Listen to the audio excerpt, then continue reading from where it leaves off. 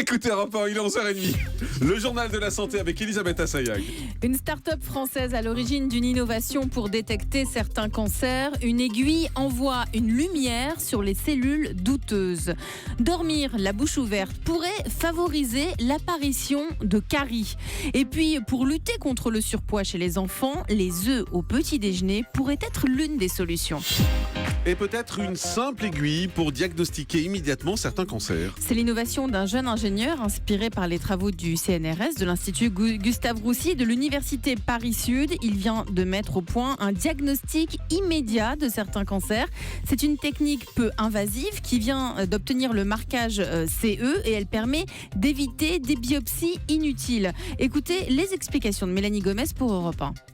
Le concept est simple, il s'agit, grâce à une petite aiguille, d'envoyer une lumière bleue inoffensive dans un nodule, une masse suspecte par exemple au niveau du sein. Donc l'aiguille ne sert pas à injecter quoi que ce soit, elle joue simplement le rôle de sonde pour introduire une fibre optique minuscule à l'intérieur du sein sous contrôle échographique. Et c'est là que réside l'innovation, au moment où le radiologue projette la lumière sur les cellules douteuses, comme l'explique Florian Châtelier, président de la société Nodea Médicale, qui a mis au point ce dispositif. Il va envoyer de la lumière, instantanément les cellules vont réagir, vont renvoyer une autre lumière qui remonte par le même canal, tout ça se passe dans cette même aiguille, ça va remonter jusqu'à notre système qui l'analyse en temps réel et qui va montrer au radiologue un schéma qui va lui donner finalement une information, une aide au diagnostic sur la nature du tissu qu'il a au bout de son aiguille. Il va être capable de se dire c'est plutôt bénin ou c'est plutôt malin et donc faire le choix de réaliser ou non une biopsie fonction de l'information que nous on lui donne. Donc cette technique a plusieurs avantages, elle permet d'être fixée tout de suite en moins de 5 minutes, de ne pas faire de biopsie inutile et puis surtout, si besoin, de démarrer un traitement plus rapidement.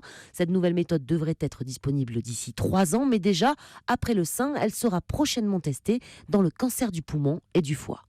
Après son cancer contre la peau, l'acteur australien Hugh Jackman mène une campagne sur les réseaux sociaux. Oui, l'acteur de X-Men s'est fait opérer pour la 5e fois d'une tumeur cancéreuse sur le nez. 5e opération en moins de 3 ans. Et c'est dans ce contexte-là qu'il a décidé de lancer une campagne sur les réseaux sociaux pour inciter ses fans à se protéger du soleil. Un exemple de ce qui arrive lorsque vous n'émettez pas de crème solaire, c'est ce qu'il a posté sur Twitter. J'ai une forme bénigne de cancer, mais sérieuse quand même, a-t-il dit, accompagnant son message d'une photo où il porte un pansement sur le nez. S'il vous plaît, dit-il, mettez de la crème solaire et faites des check-up régulièrement. Dormir la bouche ouverte favorise le développement des caries. Des chercheurs néo-zélandais ont montré que dormir la bouche ouverte est lié à un pH buccal plus acide et c'est ça qui favorise la formation de caries dentaires. Pour parvenir à cette étonnante conclusion, ces chercheurs ont étudié le pH salivaire de 10 volontaires qui n'avaient aucune carie. Ils leur ont demandé de dormir quelques nuits la bouche ouverte à l'aide d'un pince-nez. L'expérience a duré 7 nuits. Les chercheurs ont observé que les chutes de pH étaient plus importantes quand les participants gardaient plus longtemps la bouche ouverte.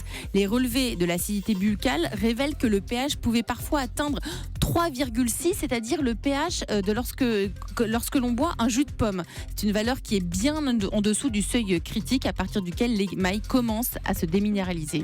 Les œufs au petit déjeuner pourraient lutter contre l'obésité infantile. D'après une nouvelle étude menée par des chercheurs américains, les œufs rassasient mieux les enfants que les tartines ou les céréales habituellement consommées le matin. Ces chercheurs ont suivi différents petits déjeuners pour 40 enfants âgés de 8 à 10 ans. Ils leur ont donné des œufs, des céréales ou du porridge une fois par semaine pendant 3 semaines. Ils ont ensuite observé l'appétit des enfants plusieurs fois dans la matinée. Ils ont aussi noté ce que les enfants consommaient pendant la journée, à l'école. Et le premier résultat, c'est que pendant la matinée, l'appétit ne semble pas varier selon l'heure du petit déjeuner. Mais ce qui est étonnant, c'est que les enfants qui ont mangé des œufs au petit déjeuner ont absorbé environ 70 calories de moins que les autres enfants pendant le repas du midi. Et 70 calories, c'est l'équivalent d'un cookie au chocolat. Donc l'apport calorique journalier est ainsi réduit de 4%. C'est un élément qui pourrait être intéressant dans le cadre de la lutte contre le surpoids chez les enfants. Et on termine avec le chiffre du jour. 50%, c'est le taux de naissance de jumeaux qui a presque augmenté de 50% en l'espace de 40 ans. Il y a 2 raisons. D'abord des grossesses de plus en plus tardives et des retours à l'assistance médicale à la procréation. Une hausse qui est préoccupante parce que ces bébés issus de ces naissances gémellaires sont plus fragiles.